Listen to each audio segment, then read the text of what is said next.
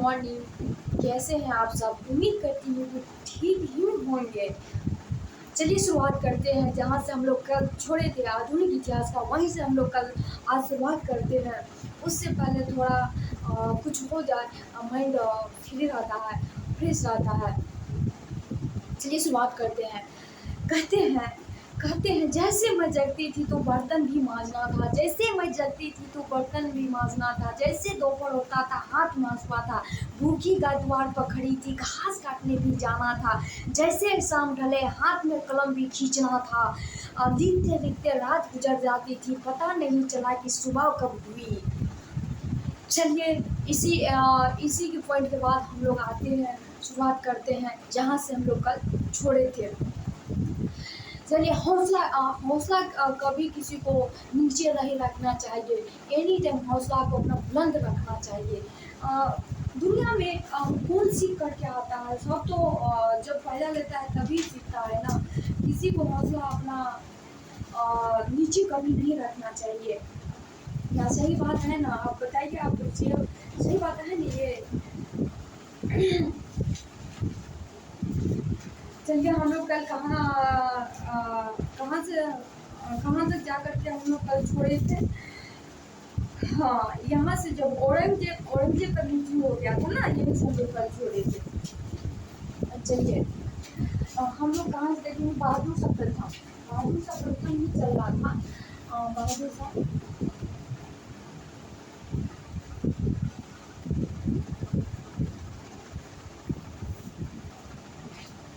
बहादुर शाह प्रथम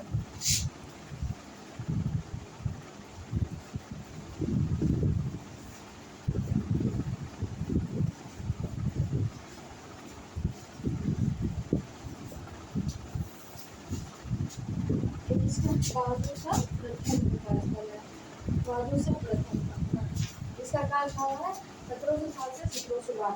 चलिए औरंगजेब जो था, संभाजी औरंगजेब किसको कैद कर लिया गया था? देखिए ये जो औरंगजेब किसका पुत्र था? औरंगजेब का पुत्र किसका था?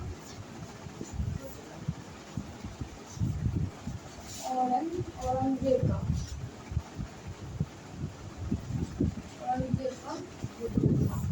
ये किसको औरंगजेब ये किसको मतलब किसका हत्या कर दिया था? संभाजी का हत्या कर दिया। इसका पुत्र जो था, संभाजी का पुत्र कौन था? साहू को केस कर दिया गया था। किसने क्या किया? औरंगजेब संभाजी किसका हत्या कर दिया था? औरंगजेब इसका हत्या कर दिया गया था। संभाजी का पुत्र जो साहू था उसको कैद कर लिया था। साहू को कैद कर लिया। जैसे बहादुर शाह प्रथम और जैसे औरंगजेब का मृत्यु होती है, इसकी मृत्यु जैसे हो जाती है, इसका मृत्यु जैसे हो जाता है, उसके बाद जो है ये जो था बहादुर शाह प्रथम जो है, इसका पुत्र जो है साहू को स्वतंत्र कर देता था। क्या कर देता था? स्वतंत्र कर दिया कि उसको साहू को स्वतंत्र कर दिया। औरंगजेब की मृत्यु हुआ। इसी प्रकार से बहादुर शाह प्रथम ने मराठों के साथ शांतिपूर्वक व्यवहार किया था। इसके बाद जैसे इसका औरंगजेब का मृत्यु हो गया था तो किसके साथ शांतिपूर्वक व्यवहार किया था? ये बहादुर शाह प्रथम ने मराठों के साथ किसके साथ? ये मराठों के साथ भी अच्छा व्यवहार किया था। किसके साथ? मराठों के साथ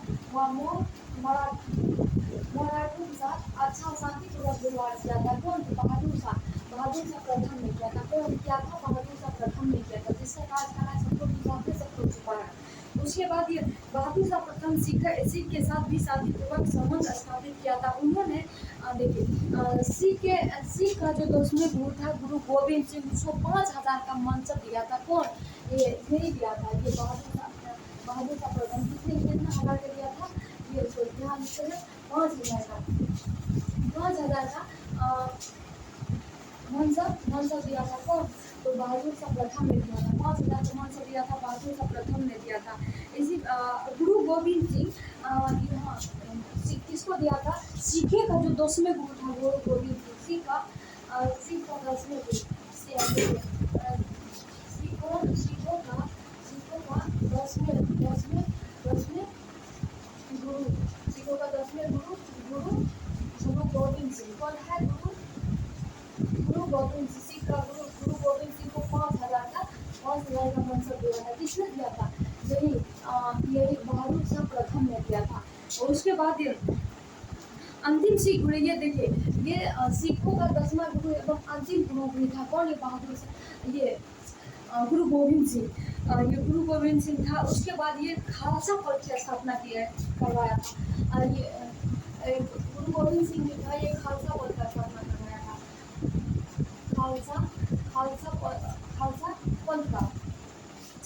पंथ का स्थापना किसने करवाया था? गुरु गोविंद सिंह ने करवाया था। इसके द्वारा जो पांच गो चीज जो बताई गई, वो पांच गो वस्तु जो बताई गई वो बहुत अनिवार्य है। किसके द्वारा बताई गई? इसके द्वारा बताई गई, गुरु गोविंद सिंह के द्वारा। आप लोग लिख लिए ना इसको? अगर लिख लिए तो हम मिला रहे हैं। फिर से बताते, बहादुर शाह ने 5 वस्तु अनिवार्य बताया था। क्लास बहुत इंपॉर्टेंट हो रहा है दोस्तों, इसको लिखना नहीं भूलिएगा। आप लोग इसको लिखते जाइएगा, बहुत इंपॉर्टेंट है ये सब। लगातार कोई एग्जाम में पूछ नहीं देता है, लगातार कोई एग्जाम में पूछे देता है। लेकिन 5,000 का मनसब किसने दिया था? गुरु गोविंद सिंह को। किसने दिया था? बहादुर शाह प्रथम ने दिया था। उसके बाद सिखों का 10वें गुरु कौन था? गुरु गोविंद सिंह था। और उसके बाद गुरु गोविंद सिंह ने गुरु गोविंद सिंह को 5,000 का मनसब तो देवे दिया। ये खालसा पद की स्थापना करवाया था। कौन सा? गुरु गोविंद सिंह। ये सिखों का 10वें गुरु था, तो सिख का 10वें गुरु था। तो उसके बाद इसके द्वारा गुरु गोविंद सिंह के द्वारा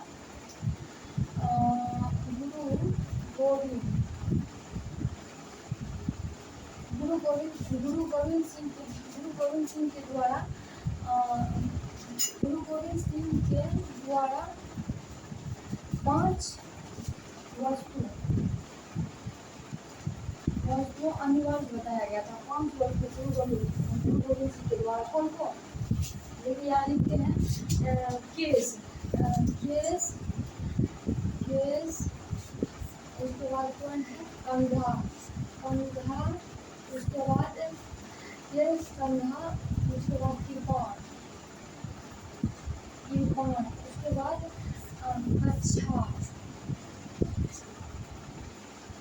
कच्छा, उसके बाद एक कौन आया है?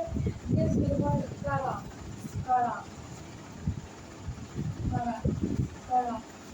केस, कंधा, कृपाण, कच्छा, कड़ा। केस, कंधा, कृपाण, ये 5 गो वस्तु जो है उसको आप लोग लिख दीजिए।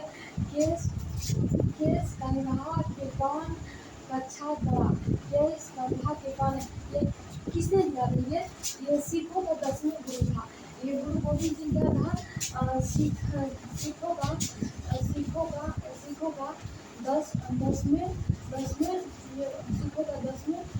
था। सिखों का 10वें गुरु था। कौन? गुरु गोविंद सिंह का 10वें गुरु था। और ये अंतिम गुरु भी था। गुरु गोविंद सिंह। ये क्या था? अंतिम गुरु भी था। उसके बाद देखिए, उसके बाद गुरु गोविंद सिंह ने खालसा पद की स्थापना करवाया था। इसी के अंतर्गत 5 वस्तु सिखों के लिए अनिवार्य बताया गया था, जो कि आप लोग जानते ही हैं। केस, कंधा, कृपाण, कच्छा, कड़ा। उसके बाद गुरु गोविंद सिंह ने 10वें खालसा ग्रंथ संकलित करवाया था। ये जो है गुरु गोविंद सिंह 10वें खालसा ग्रंथ 10वें खालसा भी ग्रंथ संकलित करवाया था। 10वां खालसा ग्रंथ संकलित करवाया था। कौन? गुरु गोविंद सिंह ने करवाया था। तो उसके बाद इसकी मृत्यु कब हो जाती है? गुरु गोविंद सिंह की इसकी मृत्यु कब हो जाती है? 1708 ईस्वी में इसकी मृत्यु हो जाती है। गुरु गोविंद सिंह का मृत्यु कब होती है? 1708 ईस्वी में होती है। उसके बाद कौन सा राजपूत युग किया था? उसके बाद कौन सा? इसके बारे में तो आप लोग लिख लीजिए। इसमें पॉइंट क्या क्या है? इसमें पॉइंट लिखिए। सिखों का 10वें गुरु गुरु गोविंद सिंह था, जिसने खालसा पद की स्थापना करवाया था। उसके द्वारा दिए गए 5 वस्तु अनिवार्य था। केस, कंघा, कृपाण, कच्छा, कड़ा। उसके बाद इसकी मृत्यु कब होती है? 1708 ईस्वी में इसकी डेथ हो जाती है गुरु गोविंद सिंह का। गुरु गोविंद सिंह को बहादुर शाह प्रथम ने 5000 का मनसब दिया था। कौन दिया था? बहादुर शाह प्रथम ने दिया था। उसके बाद कौन राजपूत नीति को हम लोग देखेंगे। देखिए ये लिख लिए हैं, तो इसको मिटाएंगे दोस्तों। जल्दी जल्दी क्लास में 2 रोज से बहुत कम क्लास लिया। आज ऐसे घंटा की क्लास होगी। और उसके बाद हम लोग अभी देखेंगे राजपूत नीति। कौन देखेंगे? राजपूत नीति। कौन देखेंगे? राजपूत नीति। अभी देखते हैं राजपूत नीति। राजपूत नीति हम देखेंगे। राजपूत नीति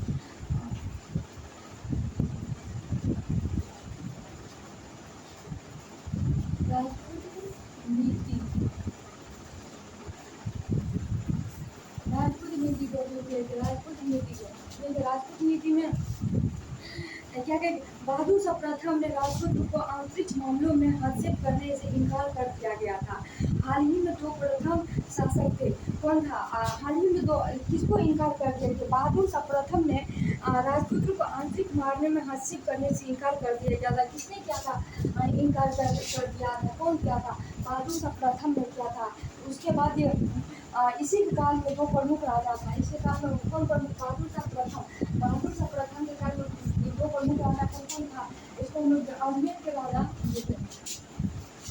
अजमेर अजमेर अजमेर के राजा अजमेर के राजा जय सिंह था। अजमेर के राजा जय सिंह था। कौन था? अजमेर राजा जय सिंह था। अजमेर के राजा जय सिंह था। उसके बाद ये मेवाड़ का राजा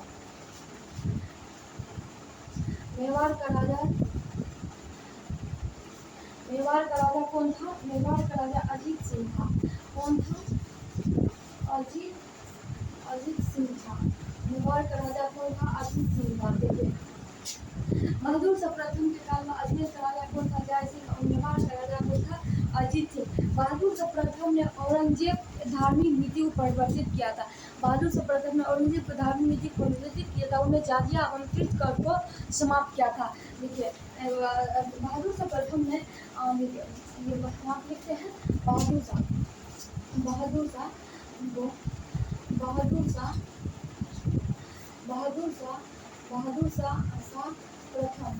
प्रथम ने ये जाजिया एवं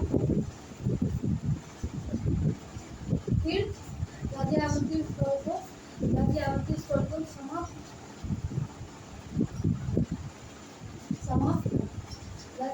को समाप्त कर दिया। किसने किया था? बहादुर शाह प्रथम ने किया था। तो जाजिया आवंटित देखिए समाप्त करके उसे हिंदुओं जालिया और तीर्थ को समाप्त किया था। उसे हिंदू का जो मंदिर है हिंदुओं की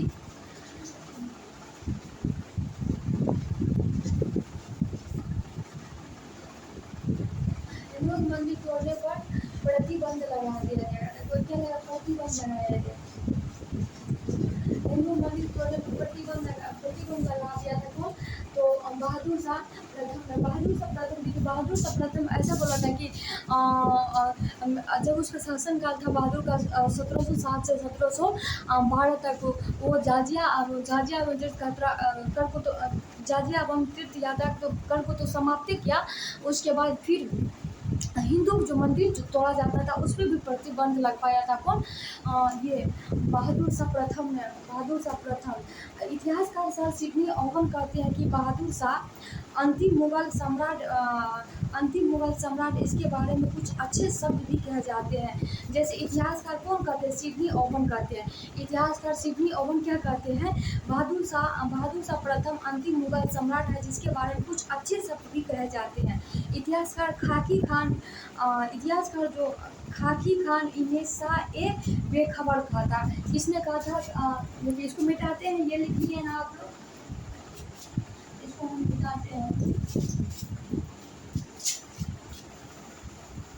खाकी का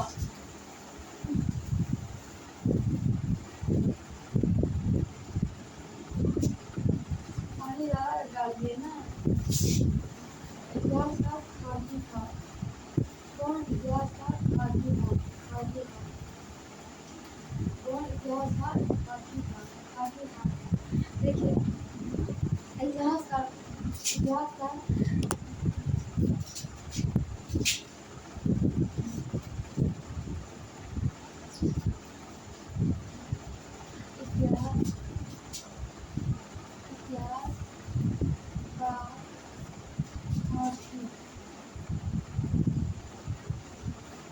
खाकी खान।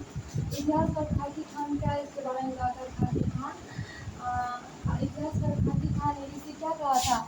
बहादुर शाह प्रथम को क्या कहा था? शाह ए बेखबर। शाह शाह ए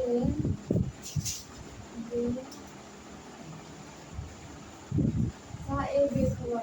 शाह ए बेखबर किसने कहा था? इतिहास का खाकी खान ने क्या बहादुर शाह प्रथम को शाह ए बेखबर बेखबर कहा था। किसने कहा था? ये इतिहासकार खाकी खान ने। खाकी खान की पुस्तक का नाम क्या था? देखिए इसकी पुस्तक का नाम, इसका पुस्तक का नाम क्या था? पुस्तक का नाम, इसका पुस्तक का नाम क्या था? लिखते चलिए, बहुत इंपॉर्टेंट है मेरे दोस्त, इसको लिखते जाइएगा। जैसे आराम आवाज आते हैं आप लोग देखिए नहीं देखता होगा, देखने में थोड़ा दिक्कत होगा। खाकी खान का पुस्तक का नाम था मुत्खाब उल लवाब। देखिए इसका पुस्तक का नाम था मुत्खाब उल उल लवाब। मुत्खाब उल लवाब था इसकी पुस्तक का नाम मुत्खाब उल लवाब था। खाकी खान की पुस्तक का नाम मुत्खाब उल लवाब था। चलिए लिखते चलिए। 1712 में लोहगढ़ के युद्ध में बहादुर शाह सिखों के नेता बंदा बहादुर को पराजित कर दिया गया था। बंदा बहादुर को किसने पराजित कर दिया गया था? देखिए 1712 में लोहगढ़ के युद्ध में बहादुर शाह ने सिखों के नेता बंदा बहादुर को पराजित कर दिया। सिखों के नेता किसके पराजित कर दिया था? बंदा बहादुर को पराजित कर दिया गया था। परंतु इसी युद्ध में घायल हुआ और 1712 में इसकी डेथ हो जाती है। 1712 ईस्वी में किसकी डेथ होती है? 1712 ईस्वी में बहादुर शाह इसकी मृत्यु बहादुर 1712 में बहादुर शाह की प्रथम की मृत्यु हो जाती है। बहादुर शाह प्रथम की मृत्यु कब होती है? तो 1712 ईस्वी में हो जाती है बहादुर शाह प्रथम की मृत्यु। उसके बाद क्या होता है? देखिए उसके बाद जहांदार शाह आता है। देखिए बहादुर शाह प्रथम समाप्त हो गई है। उसके बाद जहांदार शाह आ गए। इसके अंतर्गत जितने वेरी इंपॉर्टेंट पॉइंट था सब हम लिखा दिए हैं और बता चुके हैं। देखिए इतिहास का खाकी खान ने शाह ए बेखबर कहा था, ये बहादुर शाह प्रथम को कहा था। इसका पुस्तक है मुत्खाब उल लवाब था। इसकी डेट कब? 1712 ईस्वी में हो जाती है। बहादुर शाह प्रथम की मृत्यु हो जाती है अब 1712 ईस्वी में। उसके बाद ये कौन आता है? जहांदार शाह आता है। मेरी दोस्त कौन आता है? जहांदार शाह आता है। उसके बाद कौन आता है? जहांदार शाह। देखिए अब हम लोग जहांदार शाह को पढ़ेंगे। जहांदार शाह देखिए लीड को भी बैठ जाइए, इसको याद करते जाइएगा, लिखते जाइएगा, बहुत इंपॉर्टेंट है ये सब। जहांदार शाह का कार्यकाल आपसे है 1712 से 1713। ये सारा दिन नहीं रहा था, बहुत कम दिन रहा था जहांदार शाह। इसके बाद कौन आता है?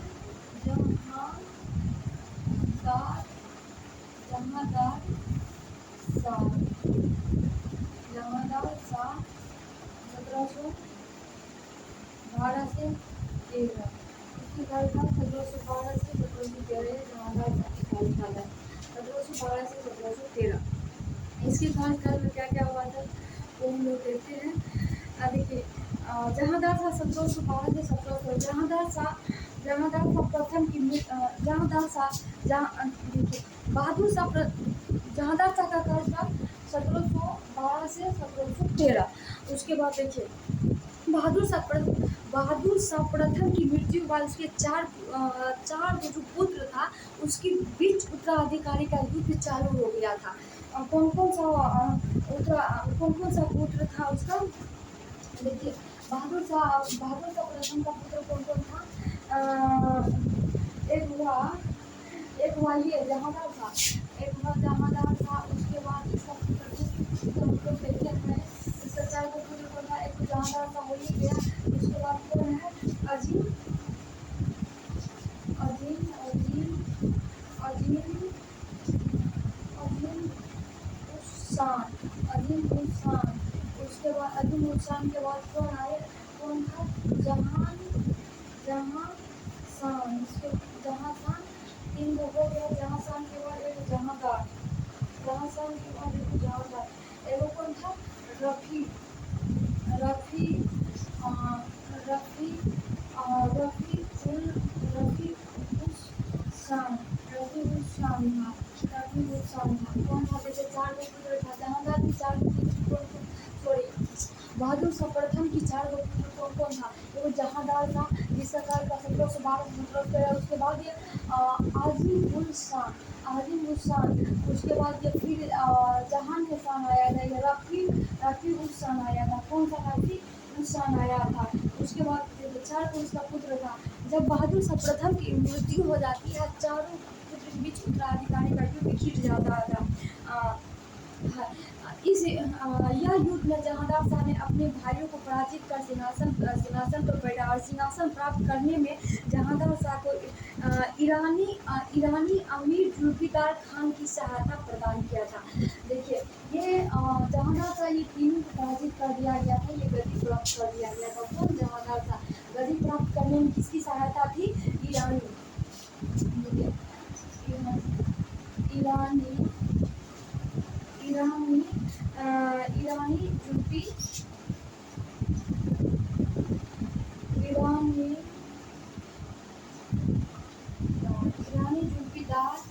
ईरानी जुल्फिकार खान, इसी के सहायता से ये गद्दी पर बैठा था। कौन? यही जहांदार शाह इसी की सहायता से ये गद्दी पर बैठा था। उसके बाद इन्होंने जुल्फिकार खान को अपना वजीर बना लिया था। इसको क्या किया था बाद में? तो अपना वजीर बना लिया गया। इसको ईरानी जुल्फिकार खान को कौन बना लिया था? जहांदार शाह बना लिया। कौन बना लिया? तो जहांदार शाह बना लिया। जिसको प्यास लगा हुआ पानी पी लीजिए, पानी पी करके पढ़िए, पढ़ाई करना नहीं छोड़िए। कोई चीज़ में देखिए अब कोई चीज़ में मेहनत लगता है, बिन मेहनत से कुछ नहीं होता है। शुरुआती में आपको बोल दिए कि कितना मेहनत लगता है। जब मैं सुबह जगती थी तो माँजती थी बर्तन, जैसे दोपहर होता था हाथ में कचिया, द्वार पे भूखे गाय खड़ी थी, घास काटने भी जाना था। जैसे शाम दलिया, हाथ में कलम भी खींचना था, क्योंकि आगा में बीपीएससी एग्ज़ाम था। जो भी एग्ज़ाम हो, अपना टारगेट, अपना लक्ष्य को आप लोग प्राप्ति करने की बहुत कुछ करना पड़ता, बहुत मेहनत करना पड़ता है, बहुत मेहनत।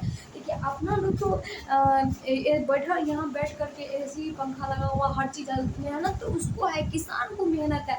अपना लोग को क्या मेहनत? अपना लोग को कोई मेहनत नहीं है, कुछ भी मेहनत नहीं है। मेहनत उसको जो सोचिए कि धूप में हल चला रहे हैं, हल खींच रहे हैं, कहीं उसको गाढ़ा मिल जाते हैं, कहीं ऊंचे मिल जाते हैं, कुदाल से खाना रहता है। मेहनत उसको है, अपना लोग को क्या मेहनत है? अपना लोग को सिर्फ मेहनत करना है, सिर्फ पढ़ना है, हर चीज़ का सुविधा दिया हुआ है।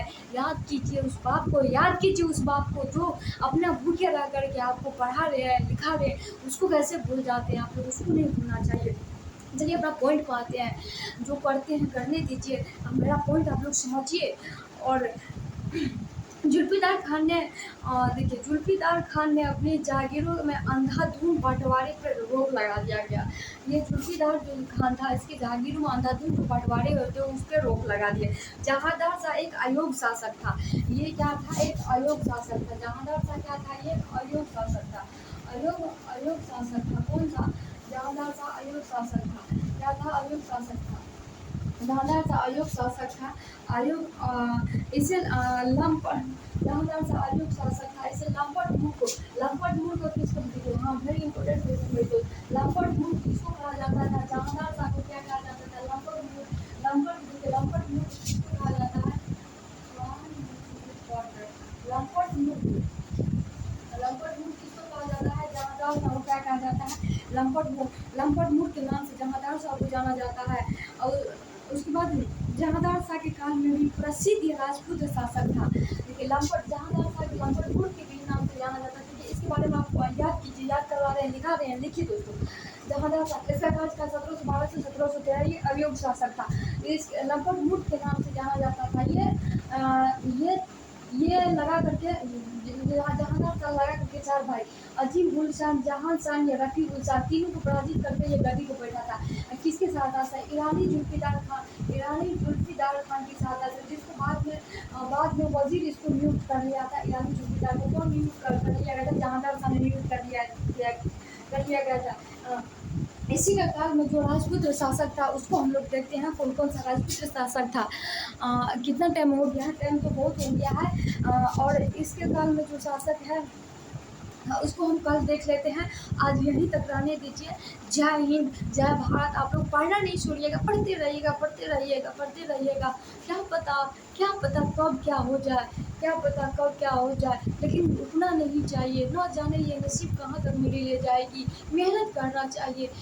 शायद मेरे बराबर किसी को इतना मुसीबत आया होगा, बहुत हम पे मुसीबत आया, तो भी आज तक हम कलम नहीं छोड़े हैं। हाथ में कलम पकड़े ही हैं, पड़ गई हाथ में छाले, तो भी हम कलम संभाले हैं। दिन रात कलम खींचते रहते हैं, चाहे कुछ भी आ जाए, आंधी आ जाए, तूफान आ जाए। अधिकार दिया नहीं जाता, हक किसी को दिया नहीं जाता है। लड़कियों, अपना लड़ करके लीजिए हक। कभी नहीं आपको समाज हक देगी, कभी नहीं बाहर जाने देगी पढ़ने के लिए। आप लड़ाई लड़िए, कुछ लड़ाई में आप जीत करके आइए। अभी तो मैं नहीं जीती हूँ, लेकिन लड़ाई में लड़ चुकी हूँ, बहुत अच्छा तरह से लड़ी हूँ। उसमें बहुत हमको परेशानी आया, बहुत कुछ आया, आप ही नहीं बता सकती हूँ। बहुत टाइम की मैं बात बताऊँगी, जिस रोज़ अपना मेरा लक्ष्य हासिल हो जाएगा उस रोज़ बताऊँगी मैं। आज यहीं तक रहने दीजिए सबको। बाय।